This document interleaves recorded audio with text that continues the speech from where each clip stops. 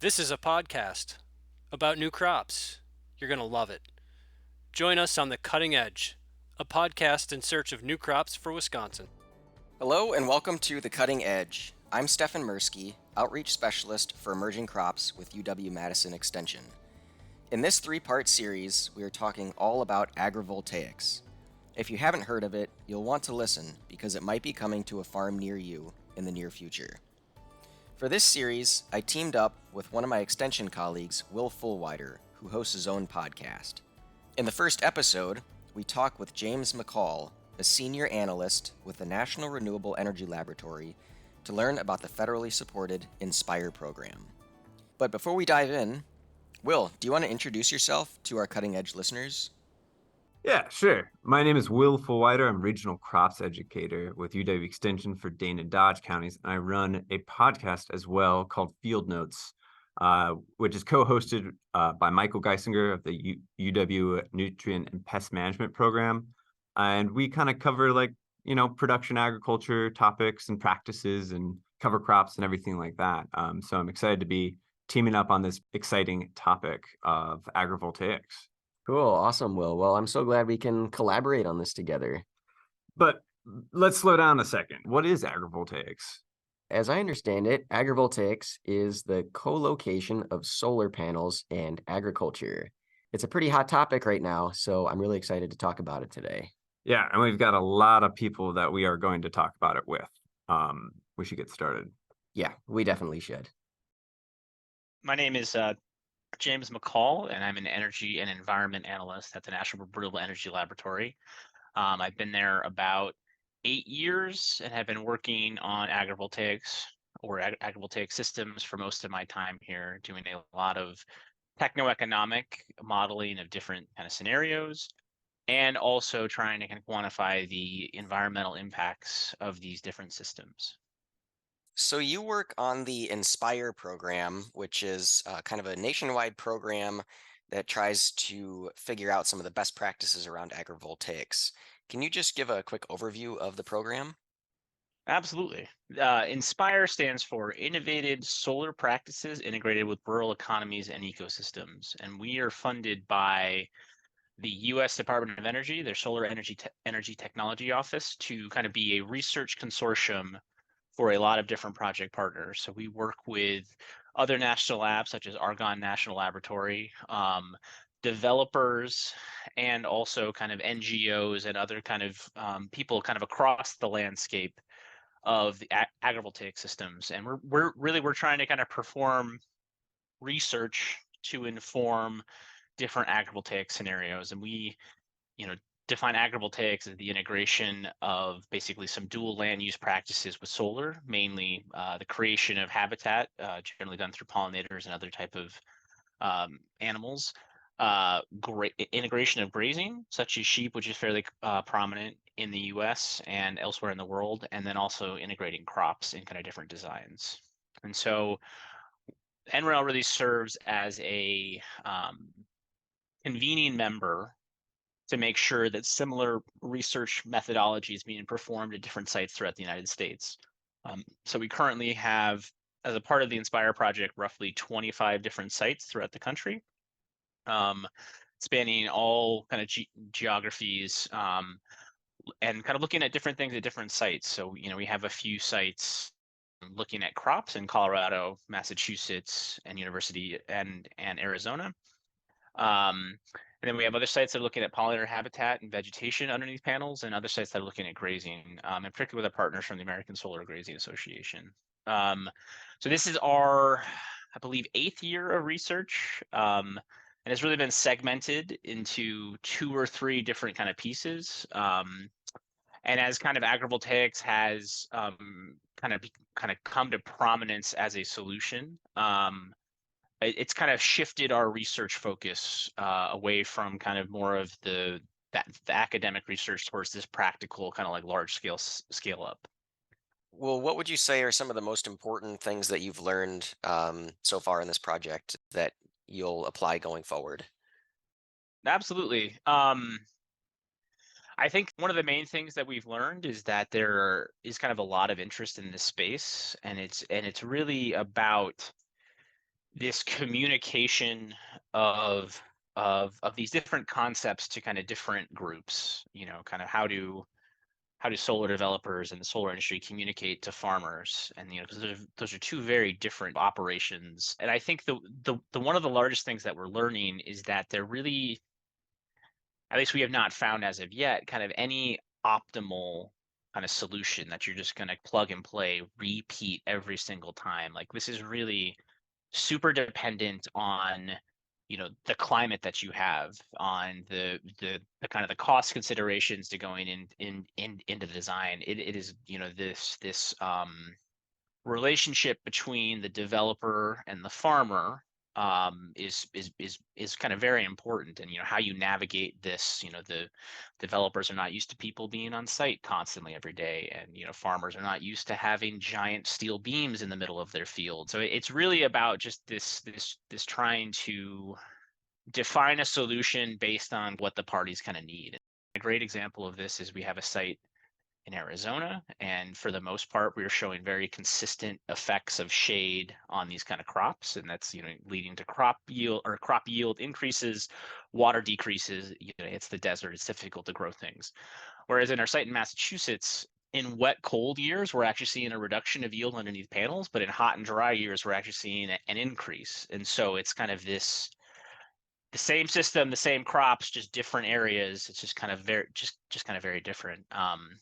And I think that we're seeing that the sites can be economic if there are certain kind of conditions that already exist, but that we are not going to just plaster farmland with solar and crops and kind of expect to turn a profit. The tool needs to be used in the correct application. And I think that that's kind of where we get to the point where crops, grazing, and pollinator habitat kind of provide a lot of different solutions to kind of meet similar goals. And so it sounds like it's really a case by case basis is kind of how you have to take it, or at least a climate by climate type of basis.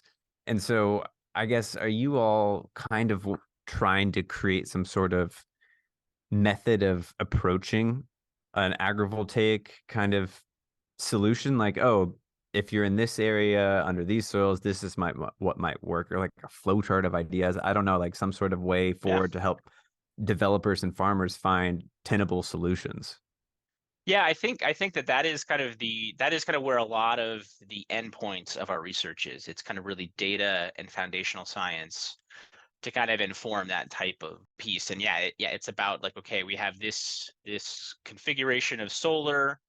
Here's going to be the amount of land that you can still farm. Here's going to be the amount of energy that you're going to produce off this. Here's going to be the shading impacts on these crops, and kind of really just trying to kind of create this knowledge base to kind of then allow other entities to use that information, either to create tools or kind of tools that we've used to kind of help that. And so I think that is the endpoint. Great. So I'm wondering, like, what kind of methods are you using to determine um, what the priority areas are for Mhm. research? Are you getting feedback from farmers and from developers to inform this kind of thing? Yeah, I think that is kind of one of the larger things that kind of at least the national lab system can kind of bring to some of this research, is really being this kind of independent source of information. And we can really talk to a lot of different people and kind of get feedback from a lot of this. And so, yes, we are working with agricultural entities throughout the country. We're working with, Department of Ags, both at the federal and the state level. We're working with individual farmers and really kind of seeing about, okay, how do we actually translate our um, our research finding to their 10-acre plot. And so I think that as we've kind of gone along, it's been a learning exercise for us. Speaking energy to agriculture is very complicated, and vice versa. And so it's like the kind of trying to figure out the who are these partners, and, like, and particularly from the within the community. Like, I remember an interaction where we were working in Pennsylvania, and I pointed to an example in Ohio, like right across the border, and they're like, well, this is Pennsylvania, this isn't Ohio. And so I was like, okay, that is a completely valid point. And so it's about how do you kind of find that person that is trusted within the community to kind of have that. And I think that being that independent voice can kind of help kind of find that sometimes. Yeah, and I work with a lot of farmers and am in rural areas often, and you know, solar is not often welcomed with open Hmm. arms. And so part of my like wishes for agrivoltaics is to, solar is going to be sited in rural areas, and Yep. it's coming more or less for some parts of the United States, and to be able to continue some sort of agriculture in those areas that Hmm. maybe previously we hadn't thought possible. And so my question is kind of like, what do the farmers think? What is some of the responses Hmm. from the stakeholders that you mentioned, and then also folks that are doing a little bit more of the actual planting and work on some of these sites? What is their Yep. response? Yeah, I think it's a little bit of across the spectrum of kind of the response. There are some people who want to be kind of the voice of, basically the kind of solution within the community. Like they want to do this to show people that it can be done. There are others that are very skeptical, and even I think we were working with or had heard from like a dairy farmer in the Northeast that was just like, I know that I can graze my animals underneath this, but I don't want to do that. So I'm just basically selling up and so I think it kind of runs the gamut across a lot of these kind of different responses. And I think that, but the one common thing that we are hearing is that solutions that enable kind of this way of life to continue and to kind of basically to get this agreed upon structure in which we can continue food production and also supplement with energy is basically needed.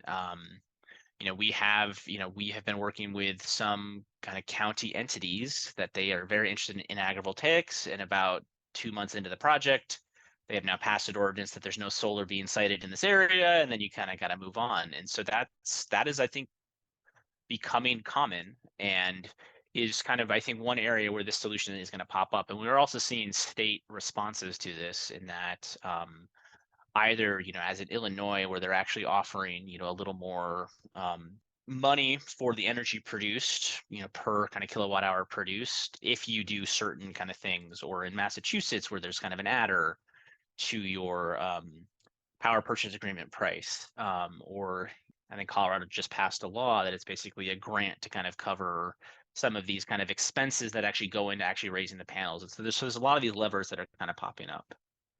Great. So I'm wondering how the results and information that's come out of the project so far is being communicated to people.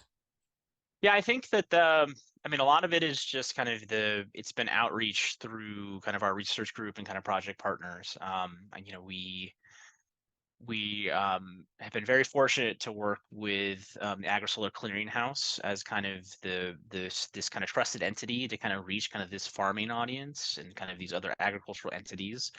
So we do kind of webinars with them. We do joint kind of tours that people can actually come out and kind of see the solar facility. We kind of sponsor tours throughout Colorado and kind of some other areas. But then we also partner with a lot of extension schools. And again, I think our role has really been to provide this information in kind of like whatever setting is kind of needed. And oftentimes that at least personally, I have found the best luck of showing up, and seeing someone's land, or for them to kind of come out and actually see the site. That it is just a very powerful thing about to see, like, so like when you look at it on paper or kind of like the concept, it's like, how can these two things actually coincide together? And until you actually see it and kind of actually see it in your community, I think that there's going to be kind of this barrier. And so it's really about this kind of more of an all of the above approach.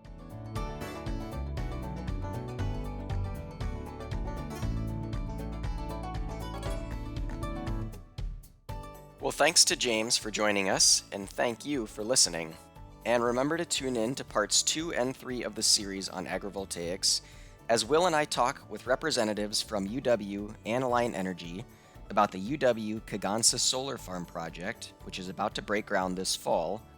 And then we get into more of the nuts and bolts of farming under solar panels in part 3, as we talk with extension researchers and solar developers in Ohio and Minnesota. brought to you by the University of Wisconsin-Madison Division of Extension.